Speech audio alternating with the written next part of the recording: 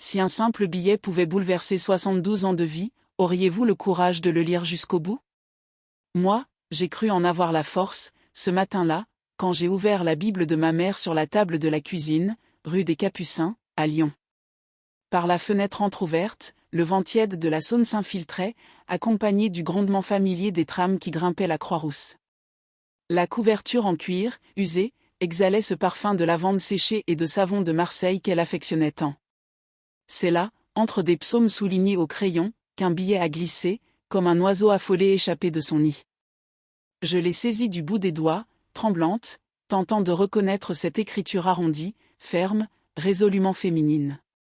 Le papier portait des auréoles de café et une pliure tenace sur l'angle droit. La date inscrite en haut me transperça comme le glas d'une église, 14 mai 1978. Lyon n'était pas la même ville à cette époque, et moi non plus je n'étais pas la même femme. Je retenais mon souffle, comme si quelqu'un allait franchir la porte et me surprendre. Dans le silence de la maison, je n'entendais que l'horloge au mur et le battement obstiné de mon cœur vieilli. J'ai ouvert le billet et la première phrase était une question que je n'aurais jamais imaginée de sa part.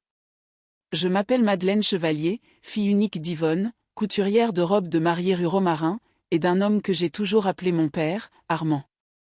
J'ai grandi entre les dentelles, les épingles et l'odeur du pain chaud du marché Saint-Antoine au petit matin. À 12 ans, j'ai surpris derrière une porte des mots coupants comme des ciseaux, elle n'a pas besoin de savoir. Depuis ce jour-là, mon cœur garde la trace de pas qui s'éloignent, même quand personne ne part. Armand buvait ses silences, Yvonne cousait des sourires, et moi j'apprenais à ne jamais poser de questions qui risqueraient de défaire une robe. À l'école de la rue Néret, la maîtresse demandait de dessiner sa famille, et moi je traçais 3 silhouettes et un chat. Le chat s'appelait Miro, parce qu'Yvonne disait qu'il fallait toujours de la couleur, même dans le gris. Mais certains soirs, son regard se perdait par la fenêtre, comme si elle attendait un train qui ne s'arrêtait plus à Perrache. J'ai porté cette attente dans mon corps des décennies durant, jusqu'à en oublier son origine. L'hiver dernier, quand elle est partie, j'ai hérité de la Bible et de la boîte à couture, remplie de bobines bleues et d'un décabossé. Je pensais que tout le reste reposait là, soigneusement rangé, prêt à être clos. Mais le billet disait tout le contraire, et j'ai failli lâcher ma tasse. Pardonne-moi de t'avoir caché qui est ton vrai père. Je suis resté figé, comme les mannequins de vitrine d'Yvonne, mais à l'intérieur un ouragan se déchaînait. Les mots « vrai père » écrasaient mes souvenirs comme des palourds sur une neige intacte. J'ai ressenti une honte de n'avoir rien vu, et une colère sourde face à ce mot qui réécrivait ma vie à 72 ans. L'arôme du café refroidi me ramenait au matin où Armand rentrait avec des croissants et le journal plié. Je pensais au dimanche à Saint-Nizier, à la main d'Yvonne posée sur ma nuque lorsque l'orgue résonnait. Tout ce que je croyais solide se dissolvait comme un morceau de sucre dans la tasse. Je voulais en vouloir à quelqu'un, mais toutes les colères me renvoyaient à mon propre reflet dans le miroir de la cuisine. Là, une vieille femme aux yeux clairs et aux rides profondes me fixait, quémandant du courage. Je revoyais les lettres que je n'avais jamais reçues, les histoires édulcorées, les anniversaires avec trop peu de bougies. J'ai caressé la date sur le billet, comme si je pouvais remonter le temps et empêcher l'encre de sécher. Il fallait lire jusqu'au bout, même tard, même dans la douleur. Mais la seconde ligne livra un nom inconnu et une ville qui m'attrapa par le col, il vivait à Arles. Arles, d'où venaient ces cartes postales de corrida qu'Yvonne cachait dans le fond de sa boîte à boutons. Je revis une vieille photo, elle, en robe bleue sur un quai, serrée contre un homme casquette vissée, mi-sourire, mi-ombre. Je n'avais jamais osé demander qui il était, car chez nous, les questions coûtaient toujours trop cher. Le billet, écrit de sa main, affirmait qu'il s'appelait Henri Laval et qu'il avait des yeux couleur d'automne. Il ajoutait qu'Armand savait, et qu'ils avaient choisi le silence, pour me protéger, mot qui sonnait désormais comme un carcan. Yvonne me demandait pardon de n'avoir pas eu la force de me l'avouer de son vivant, et l'encre baveuse ressemblait à des larmes. Elle expliquait d'avoir glissé ce mot dans le psaume 27, parce qu'elle priait pour que j'y trouve un jour lumière et courage. Elle ajoutait qu'Henri n'avait jamais cessé de m'envoyer une fleur chaque 3 novembre, mais sous un autre nom, pour ne pas blesser Armand. Je me suis mise à rire sans joie, repensant à ces fleurs anonymes livrées à la boutique, que j'attribuais à une cliente discrète. Toute ma vie, j'ai conservé des fleurs séchées envoyées par un étranger qui pourrait être mon père, sans le savoir. Les pétales aplatis dans mes carnets d'adolescente devenaient soudain des indices, des balises que je n'avais pas su lire. Mais la dernière ligne du billet n'évoquait pas des fleurs, c'était une injonction. Si tu le peux encore, va à Arles et lis la lettre que j'ai laissée à la chapelle Saint-Trophime. J'ai fermé les yeux, et le passant sous ma fenêtre siffla, la vie en rose, ironie cruelle dans mon monde assombri. Armand, celui qui m'avait appris à pédaler sur le quai de la pêcherie, était-il vraiment mon père? Yvonne, qui me tirait la frange avec son peigne fin, devenait à son tour une étrangère dans sa propre cuisine. Et malgré tout, mes mains cherchaient la théière comme toujours, croyant que le rituel du thé pourrait recoudre mes plaies. J'étais seule dans cette maison vaste qui résonnait comme un couloir d'hôpital. Le vieux téléphone vert posait sa morsure muette dans le silence. Mes amis de l'atelier d'aquarelle à Bellecour pensaient que je vivais simplement mon deuil, aucune n'imaginait l'avalanche. J'ai inspiré profondément, j'ai caressé le cuir de la Bible, et j'ai compris que cette histoire avait choisi de me transpercer maintenant. Moi, toujours celle qui range, qui classe, qui masque ses tremblements, je me retrouvais sans plan, sans refuge. Mais le courage était là, roulé dans le billet, et je devais le dérouler ligne par ligne. Qui était Henri, au-delà d'un nom, d'un regard d'automne et de bouquets anonymes envoyés année après année? Et pourquoi Yvonne me confiait-elle, à moi seule, ce pèlerinage à Arles, comme si le pardon avait une adresse et une date inscrite? L'horloge sonna midi et l'odeur de quiche lorraine du bistrot du rez-de-chaussée monta par l'escalier. J'ouvris la fenêtre, la lumière de Lyon découpait Saint-Polycarpe, obstinée et douce.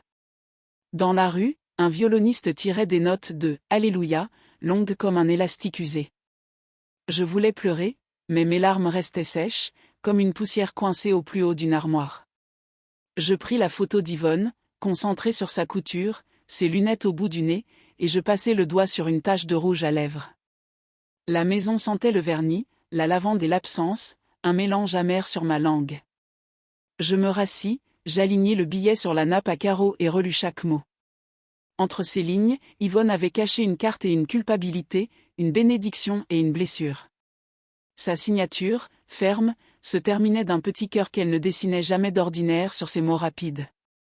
Je n'avais jamais vu ce cœur ailleurs, et il me parut le signe d'un adieu désespéré. Je rangeai le billet dans la Bible, comme on remet un oiseau blessé dans son nid. Et c'est à cet instant que je sentis une irrégularité sous la reliure, comme une bosse dissimulée dans le cuir. Avec un couteau à beurre, j'entamai doucement la couture que le temps avait déjà desserrée. De la sortie une enveloppe beige, sans timbre, maintenue par un fil bleu, la couleur qu'Yvonne utilisait pour ses finitions.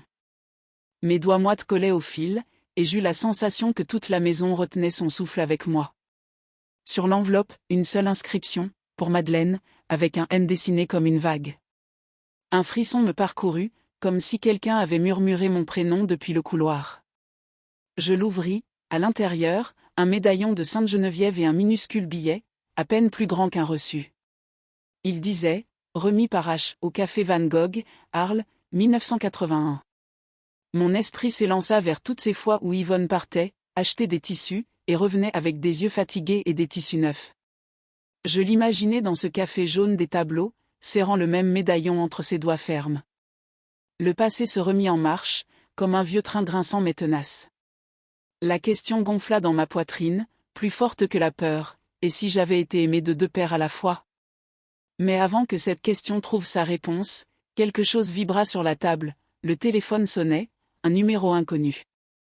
J'ai décroché, la voix serrée, lâchant un « allô » comme on entr'ouvre une porte oubliée. À l'autre bout, une voix d'homme, usée par les ans, prononça mon nom entier, Madeleine Chevalier. Je répondis oui, et la voix se présenta, c'était le père Lambert, d'Arles. Il expliqua qu'en restaurant la chapelle Saint-Trophime, il avait retrouvé une lettre adressée à moi par Yvonne. J'eus l'impression que le sol se penchait sous mes pieds, comme quand le funiculaire démarre pour Fourvière et que l'estomac se soulève. Lambert précisa qu'il essayait de me joindre depuis des semaines, mais que l'ancien numéro d'Yvonne ne fonctionnait plus. J'ai serré le médaillon dans ma main, fixant la date de 1978 comme une encre fragile. Il ajouta que la lettre était scellée et portait ces mots, à n'ouvrir qu'en présence de Madeleine. Le nom d'Henri surgit dans la conversation comme un oiseau traversant une fenêtre avant de disparaître au plafond. Le prêtre me demanda si je pouvais venir à Arles samedi après-midi. Je n'ai pas répondu tout de suite, une part de moi voulait encore protéger Armand, même mort depuis 15 ans. Mais Lambert ajouta alors une phrase qui me coupa le souffle, « Henri est passé ici hier. » J'ai raccroché les mains tremblantes, avec la certitude que le passé avait désormais une adresse, une voix, et même des jambes. Henri, l'homme aux yeux d'automne, celui des bouquets anonymes, était vivant, vieilli comme moi, mais bien réel. Je revis Armand, ses mains larges frottant la vaisselle, et sa tristesse toujours reléguée dans les coins. S'il savait, comme Yvonne l'écrivait, alors il avait choisi de m'offrir son nom et son amour en silence. Je me sentis ingrate de douter, mais aussi trahie d'avoir été tenue à l'écart de ma propre histoire. Autour de moi, la ville continuait, les voitures passaient, des rires montaient de l'appartement voisin, et moi j'étouffais. En bas, une petite fille aux nattes sautait à la corde, l'espace d'un instant, c'était moi, insouciante et sans question. Je me jurais de ne pas mourir avec une interrogation à la place du nom de mon père. J'ai attrapé le manteau bleu en laine qu'Yvonne avait cousu, doublé de soie, et j'ai glissé le courage dans ma poche. Le billet dans la Bible pesait plus lourd que n'importe quel livre que j'avais porté. Je parlerai à Lambert, j'irai à Arles, mais avant, il fallait que je fasse un détour. Car il y a des vérités qu'on ne peut dire qu'à une tombe, et celle d'Armand m'attendait à l'Oyasse. J'ai refermé la Bible, embrassé le cuir usé et les nettoyé de mes larmes silencieuses, comme on lave une vitre avant l'aube. J'ai descendu l'escalier, sentant chaque marche dans mon genou opéré, tandis que l'odeur de tabac du voisin du deuxième m'accompagnait. Dans la rue, un marchand ambulant criait ses fleurs, et j'ai acheté un bouquet de chrysanthèmes blancs, simples et obstinés. Je marchais jusqu'à l'arrêt du C13, observant les façades ocre, les volets verts, les balcons chargés de linge. Chaque arrêt de bus réveillait un chapitre de ma vie que je n'avais jamais su lire. Aux portes de l'Oyasse, la brise se fit plus froide, et les cyprès dressés semblaient garder des secrets muets. Je serrais dans une main le médaillon, dans l'autre le billet, comme si je tenais deux mondes prêts à s'entrechoquer. Devant la stèle d'Armand Chevalier, les lettres de bronze luisaient dans la lumière penchée du soir. Je m'assis au bord de la pierre et demandai la permission à voix basse, comme autrefois en entrant dans sa chambre. Je voulais lui dire ce que j'avais découvert, mais je craignais que le silence ne me réponde avec sévérité. Devant moi, un papillon se posa sur le chrysanthème, ses ailes bleutées me fixant froidement. Et c'est alors qu'une voix âgée m'appela par le surnom de mon enfance, et l'histoire recommença à bouger. Je n'ai pas osé me retourner tout de suite. Cette voix, rauque mais étrangement familière, avait prononcé « Mado », le surnom que seul Armand utilisait. Mon souffle se suspendit, mes doigts crispés sur le bouquet de chrysanthèmes. Quand enfin je levai les yeux, un vieil homme se tenait là, appuyé sur une canne de bois sombre, son manteau flottant sous la brise du cimetière. Ses cheveux étaient blancs, mais son regard, d'un brun doré, portait la même intensité que celui de la photo jaunie que je gardais d'Armand. Je ne savais plus si je rêvais ou si la vie me jouait un dernier tour cruel. Il sourit, timidement, et dit « Vous ne me connaissez pas, mais j'ai connu votre mère. » Ces mots résonnèrent comme une clé tournant dans une serrure restée fermée depuis des décennies. Il s'appelait Jacques, un ancien voisin de la rue Romarin, qui avait quitté Lyon en 1980 pour Paris. Il affirma avoir croisé souvent Henri Laval, l'ami d'Yvonne, au café des terreaux, toujours discret, toujours pressé. Mon cœur battait plus vite, comme si chaque phrase pouvait m'arracher un PAN supplémentaire de mon passé. Je restais figé, tentant de trouver un ancrage dans les lettres gravées du nom d'Armand. Mais Jacques ajouta, presque à voix basse, « Henri parlait souvent de vous, Mado. Il disait qu'il ne pouvait pas vous perdre deux fois. » La solitude qui m'avait suivi depuis la mort d'Yvonne me parut soudain plus lourde, comme un manteau mouillé. J'avais cru trouver la paix dans mes routines, mes cours d'aquarelle, mes promenades au parc de la Tête d'Or. Mais tout ce que je croyais stable tremblait à présent, chaque souvenir devenait une énigme. Je voyais la maison de mon enfance comme un théâtre où chacun avait joué un rôle pour me protéger d'une vérité que je n'avais pas demandée. Armand, avec sa bonté silencieuse, avait accepté de m'élever comme sa fille.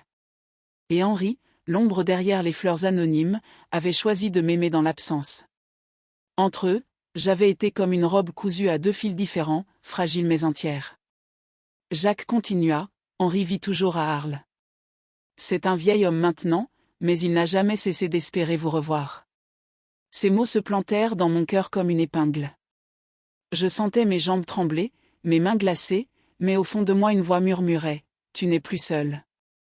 Le silence du cimetière m'enveloppait, mais pour la première fois, il ne me paraissait plus menaçant. Il avait la texture d'un tissu qu'on retourne pour en révéler l'envers, rugueux mais sincère.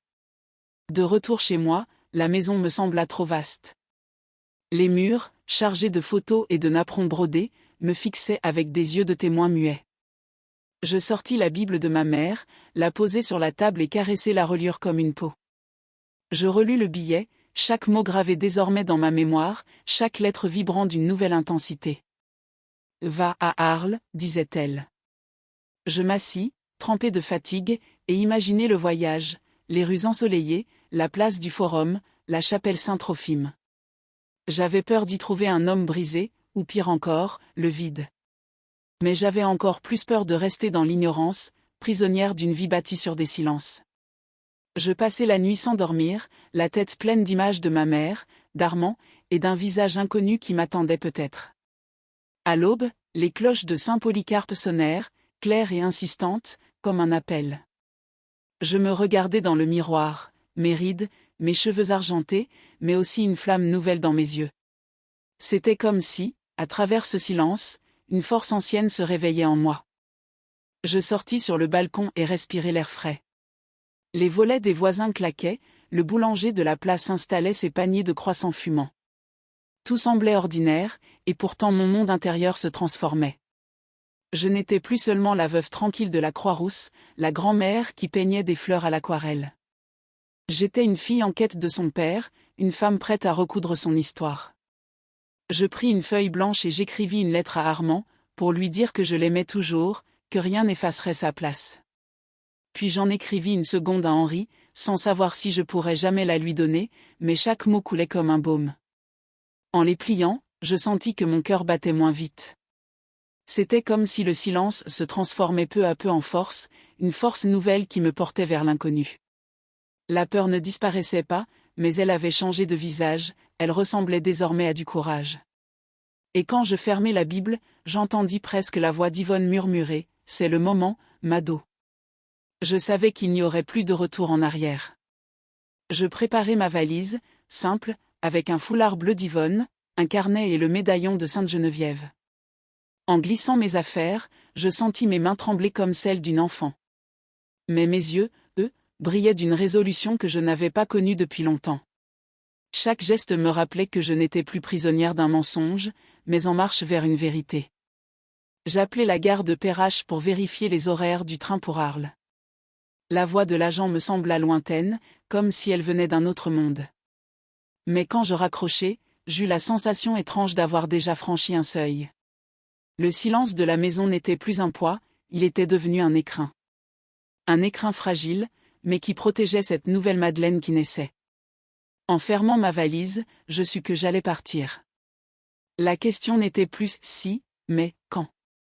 Et dans ce « quand », je sentais déjà le souffle d'un destin prêt à s'ouvrir. Avant de sortir, je passai devant la tombe miniature de Miro, mon vieux chat, enterré sous le rosier du jardin. Je souris en pensant qu'il avait veillé sur moi bien plus que je ne l'avais compris. Puis je tournai la clé dans la serrure, une dernière fois, comme pour clore un chapitre. Dans l'escalier, je croisai la voisine du deuxième, qui me salua en me demandant si tout allait bien. Je répondis par un sourire, mais dans mon cœur, la tempête battait son plein. Chaque pas résonnait comme une marche vers l'inconnu, une montée en puissance intérieure. Je n'étais pas certaine d'être prête, mais je savais que je ne pouvais plus reculer. Je marchai jusqu'à la place Bellecour, le vent me soulevant presque, et je vis au loin les collines de Fourvière. Le soleil se levait, timide, mais obstiné, comme ma nouvelle résolution. Je m'assis sur un banc, valise à mes côtés, et murmurai « Je viens, maman ». À cet instant, le silence se brisa en moi. Il devint une voix intérieure, claire et ferme, qui disait « Va chercher la vérité ». Je montai dans le train à Perrache avec la sensation de quitter non seulement Lyon, mais aussi 72 ans de certitude fragile. La locomotive s'ébranla, et je regardai défiler les façades ocres, les toits serrés, puis les plaines rhodaniennes baignées de brume. Chaque battement des roues sur les rails résonnait comme un battement de mon cœur, lourd mais obstiné. Je posai ma main sur le médaillon de Sainte-Geneviève que j'avais suspendu à mon cou. La lumière du matin entrait par la vitre, dessinant des reflets dorés sur mes doigts ridés. Autour de moi, des voyageurs lisaient, d'autres somnolaient, inconscients du bouleversement intérieur que je vivais.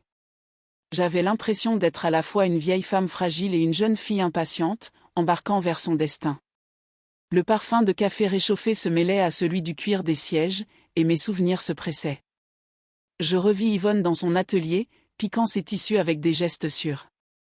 Je revis Armand, silencieux, le regard tendre mais blessé, que je n'avais jamais su déchiffrer. À chaque gare traversée, je sentais la distance avec mon ancienne vie s'allonger. Valence, Avignon, Nîmes, chaque nom évoquait un chapitre de l'histoire de France, mais pour moi, c'était des marches vers la vérité. Je sortis mon carnet et notai quelques phrases, comme pour m'assurer de ne pas m'effondrer. Je ne suis pas seulement la fille d'un silence, écrivis-je, je suis celle qui marche vers la lumière. Mes yeux s'embuaient, mais je refusais d'essuyer mes larmes, elles faisaient partie du voyage. Une enfant dans le compartiment d'un accent grave côté chantonnait doucement, et sa voix me rappela mon propre rire, jadis. J'eus envie de la serrer contre moi, comme pour protéger l'enfant que j'avais été et qu'on avait tenu dans l'ombre. Le train siffla, long et clair, comme une injonction. Je fermai les yeux et laissai la vibration m'envahir, comme une prière silencieuse. Au fond de moi, je sentais que je n'étais plus en fuite, mais en quête.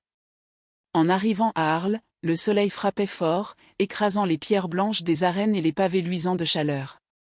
La ville sentait l'huile d'olive, la poussière et le pain chaud des boulangeries du matin. Je tirai ma valise sur les dalles, chaque roulement résonnant comme un tambour de guerre. La place du Forum était animée, des touristes photographiaient le café jaune immortalisé par Van Gogh. Je levai les yeux, et je crus apercevoir ma mère assise là, un foulard noué sur la tête, me faisant signe. Je clignai des yeux, et elle disparut, remplacée par un serveur pressé qui alignait les chaises. Je sentis mes jambes faiblir, mais la voix d'Yvonne résonnait encore, « Va, Mado !» Je pris la direction de la chapelle Saint-Trophime, guidé par la flèche qui scintillait dans le ciel bleu. Chaque pas semblait me rapprocher de ma mère, et, peut-être, de mon père. Je marchais comme on marche vers un jugement, le cœur battant dans mes tempes. La chapelle Saint-Trophime se dressait, austère et magnifique, avec ses colonnes sculptées et ses ombres profondes. J'y entrai d'un pas hésitant, laissant la fraîcheur de la pierre m'envelopper.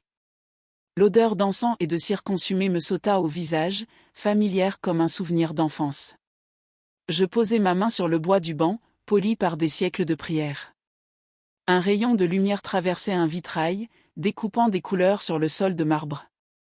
Je m'agenouillai, malgré mes genoux usés, et murmurai, « Je suis là, maman. » Le silence me répondit, dense mais apaisant, comme une étreinte invisible. Soudain, j'entendis des pas derrière moi, l'écho d'une canne sur la pierre. Mon souffle se bloqua dans ma poitrine, et mes doigts serrèrent le médaillon. Je savais, avant même de me retourner, que ce moment allait changer ma vie. Le père Lambert apparut, une silhouette austère mais bienveillante, portant une enveloppe à la main. Il me salua avec douceur, comme s'il craignait de briser quelque chose en moi. Ses yeux bleus pétillaient derrière ses lunettes épaisses, et sa voix grave résonna, « Madame Chevalier, nous avons trouvé ceci. » Il me tendit l'enveloppe scellée, lourde de promesses et de secrets. Je tendis ma main tremblante, mes doigts effleurant le papier jauni. La cire rouge portait les initiales YC, celles de ma mère, nettes malgré le temps. Mon cœur battait si fort que j'avais l'impression que toute la chapelle l'entendait. Je voulais l'ouvrir, mais mes mains refusaient d'obéir. Lambert me dit, « Prenez votre temps, ici vous êtes en sécurité. » Mais à cet instant précis, une autre présence entra dans la chapelle, et l'air changea. Je levai les yeux et je vis un vieil homme, voûté, aux cheveux argentés, mais dont le regard me traversa comme une lame. Ses yeux, oui, ses yeux étaient couleur d'automne, exactement comme Yvonne les avait décrits dans le billet. Mon souffle se coupa, et je me levai avec difficulté, mes jambes tremblant comme jamais. L'homme avança lentement, chaque pas résonnant dans la nef vide. Il s'arrêta à quelques mètres de moi et ôta son chapeau. Sa voix, grave et fatiguée, brisa le silence, « Madeleine ?» Ce prénom, dans sa bouche, sonnait comme une prière perdue depuis 40 ans. Je sentis mes larmes jaillir, incontrôlables, brûlantes. L'enveloppe tomba de mes mains, roulant au sol. Et dans ce regard d'automne, je compris avant qu'il ne parle davantage, j'étais face à Henri Laval. Je restai figé, incapable de bouger, le cœur battant comme s'il voulait sortir de ma poitrine. Henri Laval, l'homme du billet, celui des fleurs anonymes, était là, devant moi, bien réel. Ses traits marqués par les années portaient une douleur que je reconnaissais sans l'avoir jamais vue. Il avança encore d'un pas, et ses yeux couleur d'automne se remplirent de larmes. « J'ai attendu ce moment toute ma vie », dit-il d'une voix tremblante. Ces mots frappèrent mon âme comme une vérité trop longtemps enfouie. Je sentis mes jambes céder, mais le père Lambert posa une main ferme sur mon épaule. Dans la chapelle silencieuse, chaque respiration devenait une confession. Henri ajouta, presque dans un souffle, « Pardonne-moi, Madeleine. » Et tout le poids de mon existence se mit à vaciller. Je ramassai l'enveloppe tombée au sol et la serrai contre ma poitrine. Henri me regardait comme on regarde un miracle fragile. Je pris une inspiration profonde et rompis le seau de cire. À l'intérieur, une lettre d'Yvonne, écrite de sa main soignée, m'attendait. Ces mots racontaient leur amour interdit, la peur des regards, la décision cruelle de taire la vérité. Elle décrivait Henri comme un homme de bonté, mais trop faible pour défier les convenances. Elle me suppliait de ne pas le haïr, car son absence était un sacrifice, non un abandon. Chaque phrase me déchirait et me recousait en même temps. Armand y était décrit comme le héros silencieux, l'homme qui m'avait donné son nom et son toit. Je sentis mes yeux se noyer, incapable de distinguer les lignes suivantes. Henri s'agenouilla, malgré son âge, devant moi. « Je n'ai pas été là pour ton premier cri, ni pour tes pas d'enfant, mais j'ai veillé à distance. » Il sortit de sa poche une photo jaunie, moi, à 6 ans, en robe blanche, tenant un ballon rouge. « Ta mère m'envoyait parfois des clichés, en secret, » avoua-t-il, la voix brisée. Je reconnus l'image, c'était le cliché que je croyais perdu depuis longtemps. Mon corps tremblait, partagé entre la colère et une tendresse inattendue. Je revis Armand, ses silences lourds, son amour discret. Il m'avait protégé, même de cette vérité. Et face à Henri, je compris que j'avais été aimé par 2 hommes de manière différente. L'un dans la présence, l'autre dans l'ombre. Le père Lambert s'écarta, nous laissant dans ce face-à-face bouleversant. La lumière du vitrail tomba directement sur nous, comme un jugement divin. « Pourquoi maintenant ?» demandai-je d'une voix étranglée. Henri baissa les yeux, ses mains tremblant autour de sa canne. « Parce qu'il ne me reste plus beaucoup de temps. Et je ne voulais pas mourir sans t'avoir appelée fille. » Ces mots frappèrent ma poitrine avec la force d'une confession ultime. Je sentis la colère me quitter, remplacée par une tristesse douce amère. Il n'était pas venu revendiquer, mais implorer. Et dans ses yeux, je vis le reflet de ma propre fragilité. Un silence lourd tomba, mais cette fois, il n'écrasait pas, il libérait. Je lui tendis la lettre d'Yvonne, qu'il caressa du bout des doigts. Ses larmes tombèrent sur le papier comme des gouttes de pluie sur une vitre. « Elle m'a aimé toute sa vie », murmura-t-il. Je hochai la tête, incapable de parler. Puis, avec une lenteur solennelle, je pris sa main ridée dans la mienne. Ce geste brisa un mur de 40 années de silence. Je sentis une chaleur inattendue parcourir mes veines. Une justice invisible s'accomplissait, non dans les tribunaux, mais dans nos cœurs meurtris. Yvonne avait voulu cette rencontre, pour que je sois enfin complète. Et dans ce moment, je compris qu'elle avait eu raison d'attendre. Dehors, les cloches de la chapelle sonnèrent à toute volée. Elles semblaient proclamer une vérité trop longtemps muselée. Je sortis avec Henri, lentement, le soleil couchant dorant les façades d'Arles. Les passants nous regardaient, mais je ne voyais qu'un vieil homme fragile marchant à mes côtés. Il me raconta des fragments de son existence, ses regrets, ses prières silencieuses. Chaque mot ouvrait une porte que je croyais scellée.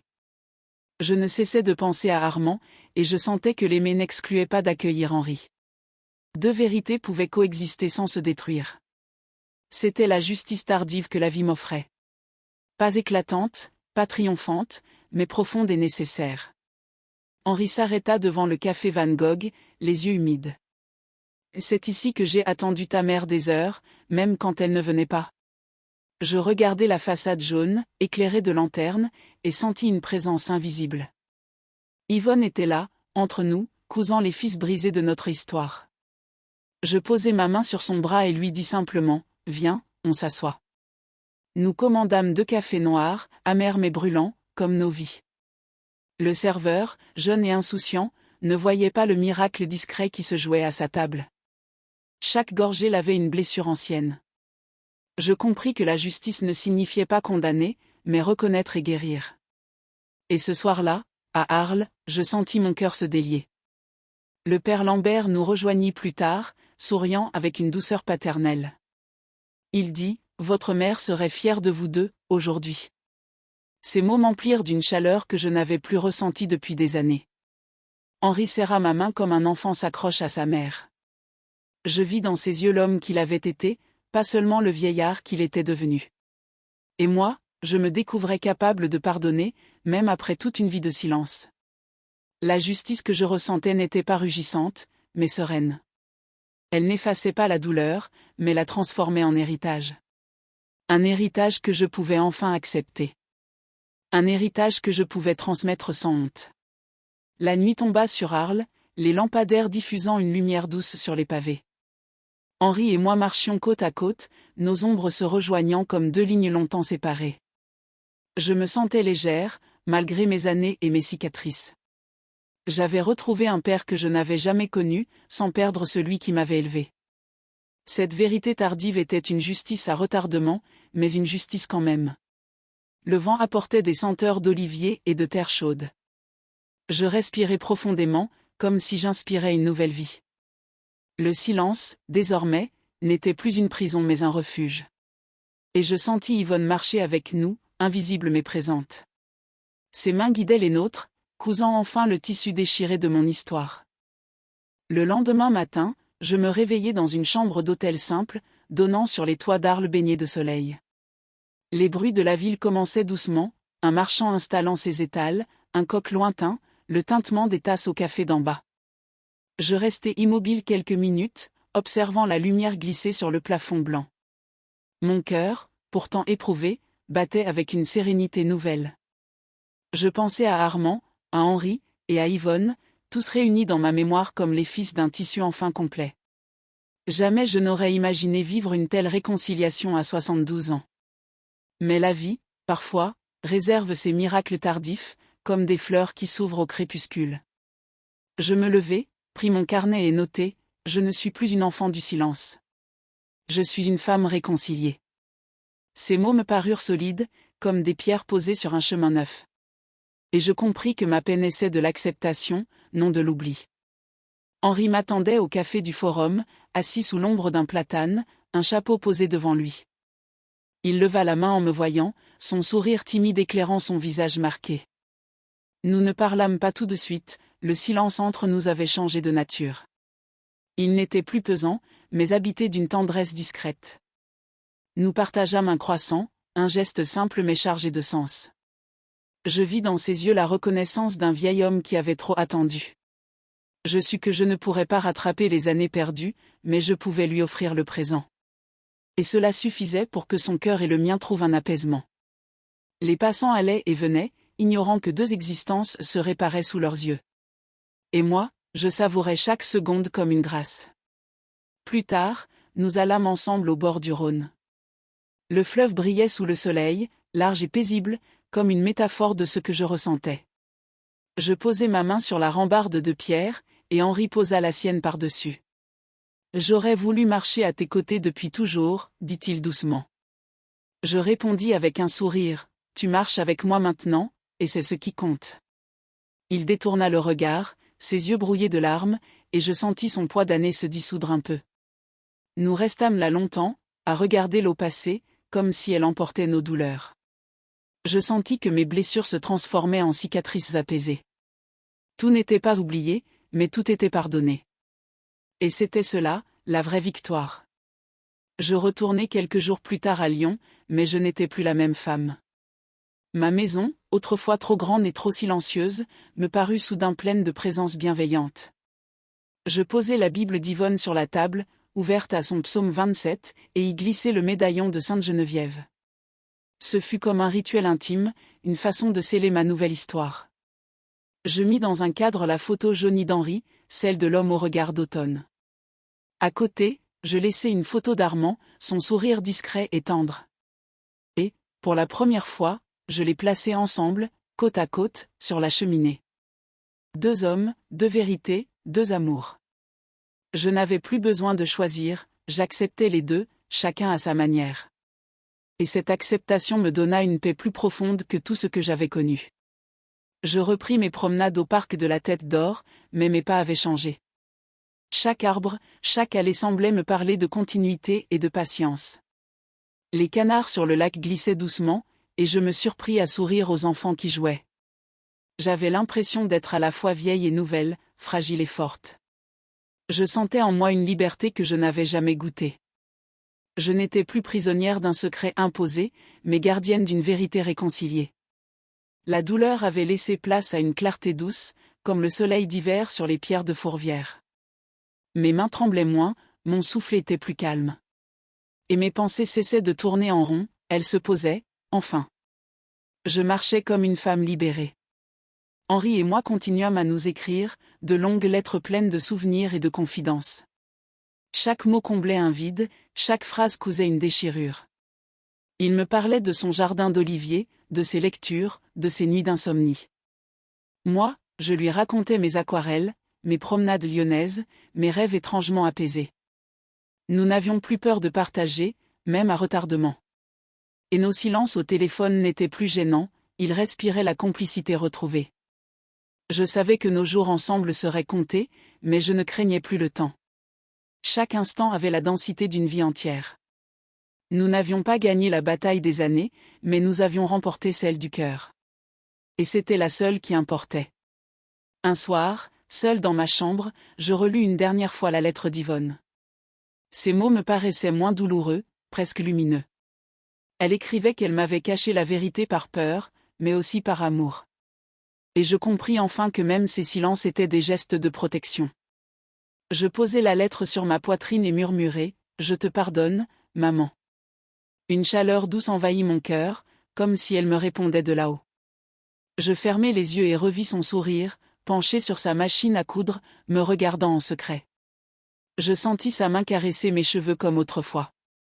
Le passé cessait d'être une douleur, il devenait un héritage apaisé. Et dans cet héritage, je me sentais enfin complète. Je compris que la vie, malgré ses cruautés, m'avait offert une leçon immense. On ne choisit pas toujours ses vérités, mais on peut choisir de les accueillir avec courage. La justice ne se trouve pas seulement dans les tribunaux, mais dans le pardon intime. Le temps n'efface pas les blessures, mais il peut les transformer en sagesse. Et l'amour, même imparfait, même dissimulé, reste une force qui survit à tout. Je levai les yeux vers la fenêtre, où le ciel de Lyon s'assombrissait. Les premières étoiles apparaissaient, obstinées et claires. Je souris, consciente que je n'étais plus seule. J'étais portée par 3 présences, 3 amours, 3 vérités. Et chacune d'elles me donnait la force de continuer à vivre.